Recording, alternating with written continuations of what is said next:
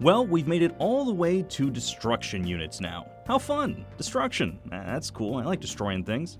We only have 3 unit types left to cover, and since both Harmony and Nihility are about to release a new 5-star, Destruction seems like the class to go with here. First things first, what exactly is the Destruction class supposed to be about? Hunt and Erudition are very self-explanatory. Hit one thing hard or hit everything. Destruction is kind of the middle ground. There are some characteristics of the class that don't really flow through the whole roster, but one thing that really seems to hold the class together is what is known as blast damage. Blast damage is not specific to just destruction units, but destruction units are probably going to have it. Blast damage is essentially damage that targets a single enemy, hits that enemy, and then does a smaller amount of damage to the enemies adjacent to the main target. This lands destruction right between the AoE-focused Erudition class and the strictly single-target Hunt class. Does this make them the best of both worlds? Well, I mean, yeah, it kinda does, but we'll get into how later. Let's start off by looking at what the game starts us off with. We'll begin by taking a look at the first 5-star the game ever gave me, actually. Yep, I got Clara off of the beginner banner. Also, is it weird that Topaz is referred to as Topaz and Numby, but Clara isn't called Clara and Svarog, despite the fact that Svarog is her entire kit, and makes up more of her kit than Numby does of Topaz, because at least, like, Topaz's regular attacks don't involve Numby, but I mean, literally everything in the kit involves Svarog, so it's weird that it isn't Clara and Svarog. I don't know, I just think that's weird.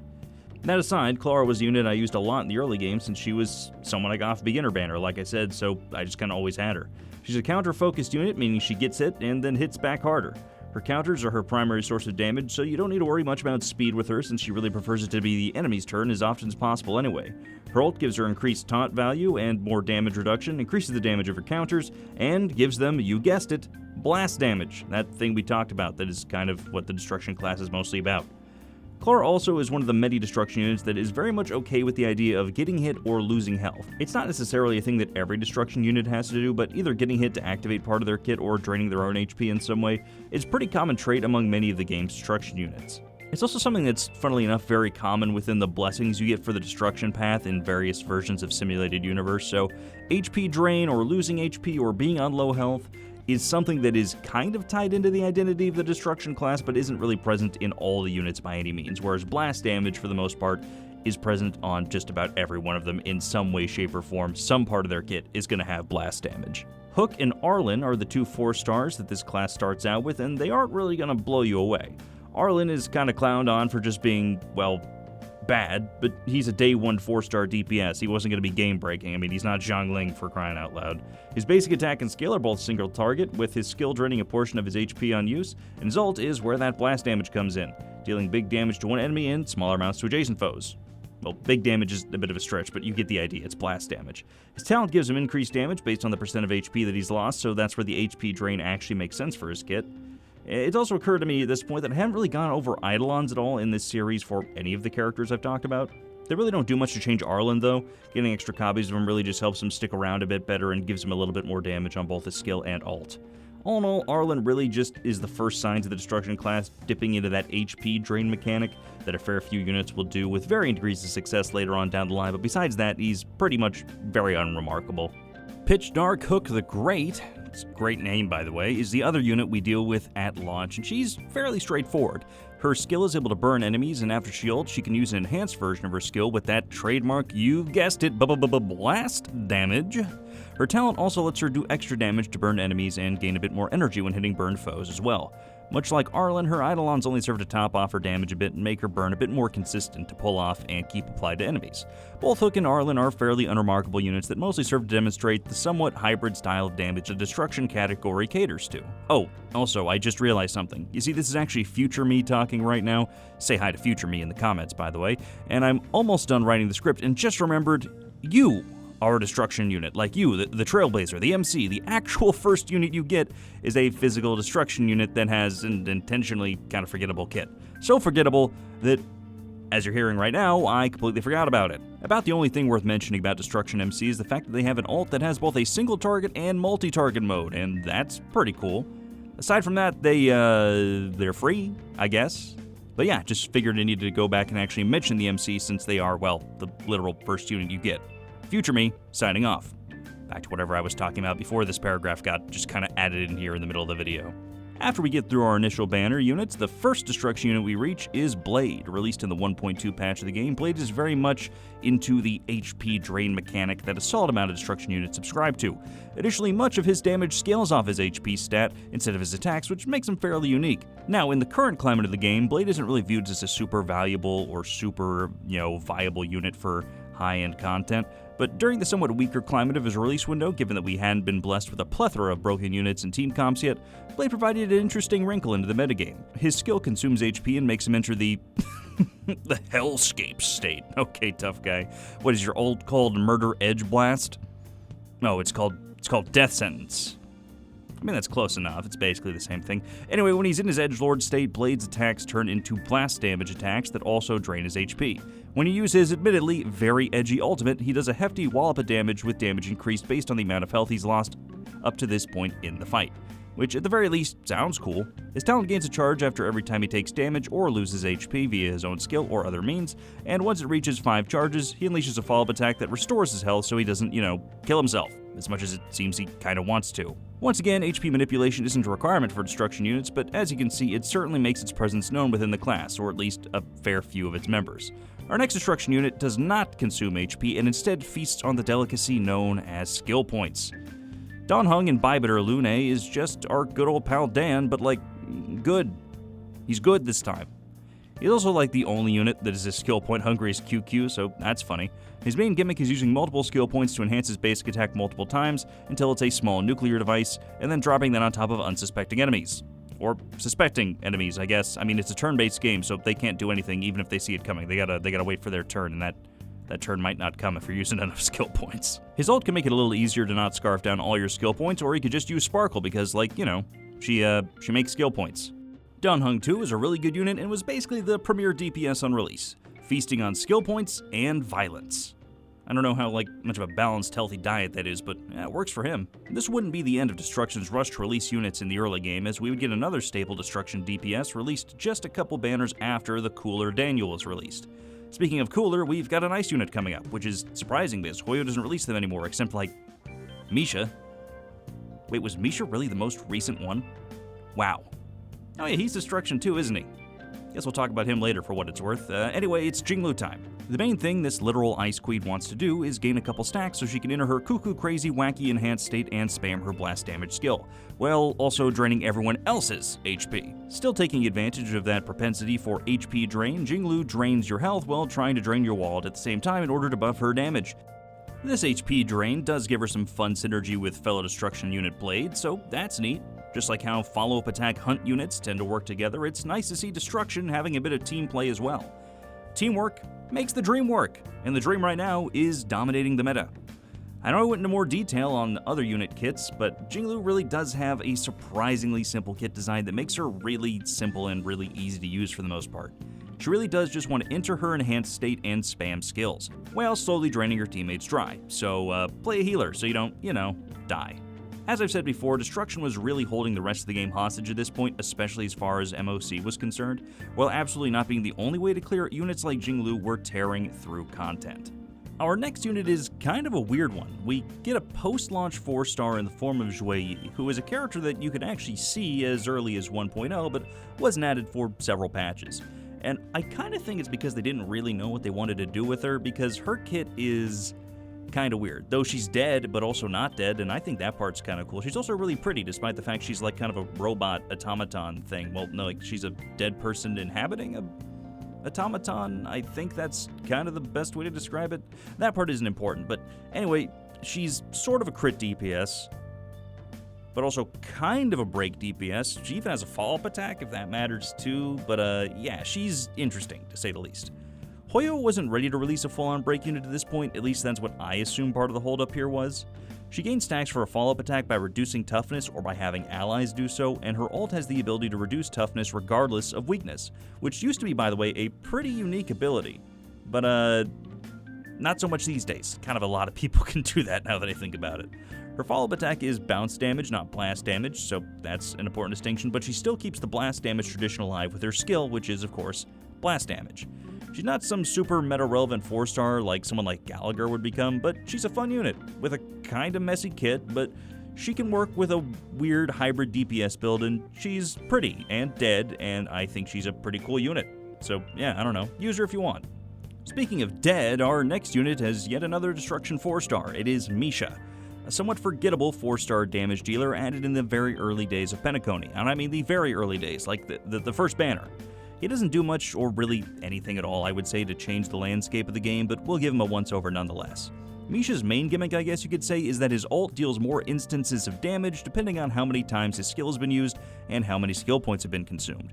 His ult can hit up to 10 times, with each hit having a chance to freeze whatever enemy it hits. His ult is bounce damage, by the way, I believe, which means it just hits random targets multiple times, single times, however many times it just decides to. It could decide it really just hates one particular enemy and hit it 10 times if it feels like it, and honestly, good on him for doing that. He's not some world beater, like I said, but we don't expect 4 stars to do that now, do we? I've honestly never played Misha, or honestly some of these characters really at all. I mean, I don't have like some massive whale account. I don't own a lot of these characters, actually. So if I missed something, by the way, not just with Misha, but with any of these characters, feel free to point that out, because I'm far from perfect. That being said, I think we've at least covered the gist of what Misha has to offer. Misha's release was also the start of the 2.0 patch, and it feels like a good time to talk about where we stand up to this point as far as the game as a whole is concerned. I haven't had much time to do that since we've started because we've been getting such a steady stream of destruction units throughout the first half of the game's current runtime. Destruction, as I've mentioned, has been doing pretty good for itself. Misha was released on Black Swan's banner, meaning that Dot as an archetype got a bit more of an identity and a bit of a boost, and this is also around the time where we saw the beginning of the hunt-based follow-up attack archetype of teams. And Erudition, of course, was finding its home primarily in pure fiction, but with some use in MOC as well. At this point, Destruction still feels like it's in control. Sparkle coming out would only help its case even more, with characters like Dawn Hung 2 being a dominant force in the landscape of the game, and, of course, benefiting from Sparkle's kit. Life is good when you're on top, am I right, fellas? And, lady fellas? Huh? Who are you? No, I can't give you direction. Oh, shit. Acheron is good. We'll talk a lot more about that when we do our series finale, which will be on Nihility. Yes, that means Harmony is going to be the next video. But for now, just know that Acheron was the one to really shake things up in the pecking order and in a big way. She kinda also seems to trigger a bit of an arms race as we try to catch up with how good she can be and how good other damage dealers post-Acheron release need to be to stay competitive. Now, did Acheron just make the other characters in the game not worth using? No, of course not. That being said, she became the new queen of the game as far as premier damage dealers go, which is weird because she's Nihility and not one of the actual 3 main damage dealing archetypes, but that's because Nihility has an identity crisis that we will once again eventually cover. This wouldn't be the only thing that impeded on Destruction's fairly uncontested dominance thus far, of course. Boothill coming out as a powerful single-target damage dealer, as well as the IPC-filled follow-up attack teams becoming very good, with the releases of characters like Aventurine helping them quite a bit. Destruction was at a point where it needed a bit of a boost to help them in this next really growing arms race of the post-2.0 damage dealer landscape. So, yeah, I mean, it's interesting, you had your time at the top, Destruction, but maybe it's time to just kinda relax, take a break. You don't need another new DPS. You've had a lot of damage dealers already, and who are you? No, I don't think I've seen the Trailblazer. Oh, shit. Firefly is the next unit we discuss, and, she's pretty good. As I mentioned last time, all 3 main damage dealer classes now have a break carry, and Firefly, like her fellow break carries Boothill and Rappa, is very, very good. She also sort of carries over the HP drain mechanic that some of her predecessors have, though it's not really done in a meaningful way that actually benefits or impacts her damage at all. In fact, her HP drain on a regular skill is so inconsequential to me that we're done mentioning it. What we will mention is her ult, which puts her in the complete combustion state, which, like Jinglu, is an enhanced state that changes the performance of her skill. In this state, she is really fast, applies fire weakness to the enemy she targets, and reduces the toughness of enemies she hits with her blast damage even if they aren't fire weak. Combined with Harmony Trailblazer's super break, she deals a very considerable amount of damage, to say the least. She certainly deals enough damage to put her in direct contention with the other big guns of the post-2.0 landscape. With Firefly covered, we're nearing the end of our journey with destruction units and, well, damage-dealing units as a whole, as this is, of course, the 3rd and final iteration of this series that will cover a specific dedicated damage-dealing class. We just have one more stop to make, and it's actually quite an interesting way to end our journey through destruction. After finishing up our business in Penacony, we head back to see our friends from the Xianzhou and meet Yun Li. Yunli is the second physical destruction 5-star, which is a little weird, but not too odd. What is odd is that she's a physical destruction 5-star child with no shoes that is focused on counterattacks. That is a little weird, isn't it? It's fitting that we started this video with Clara, and now we are ending it with, well, the most obvious attempt at a straight upgraded version of an existing 5-star we've seen, until Sunday comes out because he's a broken unit. Calling Yunli a power-crept version of Clara is reductive, but it's not an entirely inaccurate statement either. She feels like she's even intended to be perceived that way, given that with all the fire motifs present in her splash art and kit, she could have been a fire unit to at least not make her the exact same thing as Clara, but no, she just is the upgraded version of the first unit we talked about, which, considering that Clara is a standard unit, isn't a huge deal by any means. We've already established that power creep is a real and unavoidable thing in this game, and it can be a problem. But a standard 5-star being directly power crept by a limited unit well over a year after the game launched isn't the end of the world by any means. In a way, it kind of shows how far the somewhat basic kit concept of the first character we talked about in this video has come. That their second attempt at this type of unit is a competitive damage dealer that, with the right support, can keep up with the rest of our rogues gallery of powerful units, even in the power-crept post 2.0 landscape. And that's about it. I mean, there are more details we could go into as far as Yunli's kit and her eidolons and things like that, but she is, for the most part, the idea of Clara's kit, just with better inbuilt taunt and just a lot better damage-dealing capacity overall. She is a straight-up upgraded version of Clara's kit, not identical by any means, but similar enough to where there's a lot of common ground. The Venn diagram would have a lot more room in the middle than it would on either side. Well, here we are. We've covered all the destruction units. And in the end, is destruction as uncontestedly on top as it was when the game was in its earlier days? No. And that's a good thing, by the way. Jinglu and Danheng may not be in their prime anymore, but they aren't unusable, and having a metagame dominated not just by powerful destruction units like Firefly, but by units from various paths that fall into various different archetypes of damage dealers and team compositions is a good thing. Since this is the final of the main damage classes that I've covered, I guess we can also just look at damage dealing units as a whole as of the 2.6 patch, because that patch has just now entered its second half. That means the burning question that many of you might have is, what's the best one? Which damage dealer is the best one to build my account around at this time? Which class has the best representation as far as the top meta damage dealers, and which individual unit shines brighter than all the rest? And I don't really know. I personally really like the break units, though they have their own drawbacks as well. I have all 3 break carries and think they're all good units, but like I said, not perfect. Fei Zhao follow-up attack teams are the hot thing right now, and for good reason, and units like Acheron are still very, very good. I can't say for sure what class or what unit is truly doing the best, because for starters, I'm not smart enough to dig into all the numbers, and also because I think that we don't have a super clear answer, at least not one that just leaps and bounds above everybody else below them. Different endgames have different enemies, buff different teams, and rotate frequently enough that it's hard to say who is consistently the best. On top of that, in the next handful of patches, I'm sure our 3 damage-dealing classes will get more and more units that elevate existing teams to new heights, or make brand new team compositions viable. So yeah, that's destruction, and that's also all our damage-dealing classes covered. Thank you so much for tuning in, by the way. I know it sounds cheesy, but I was kind of blown away by the support from the last video. It's pretty far and away the best a video of mine has ever done, and I really appreciate it. I want to start making more content in the future, not just Star Rail and not just these discussion-type videos, but more general gameplay videos as well. Let me know any thoughts you have about the video, anything you think I may have missed, and anything you think I got wrong. I'm no expert, and I haven't played every unit in the game, so I definitely could have missed some things that might have a genuine impact on where a character stood in the metagame and where they stand now.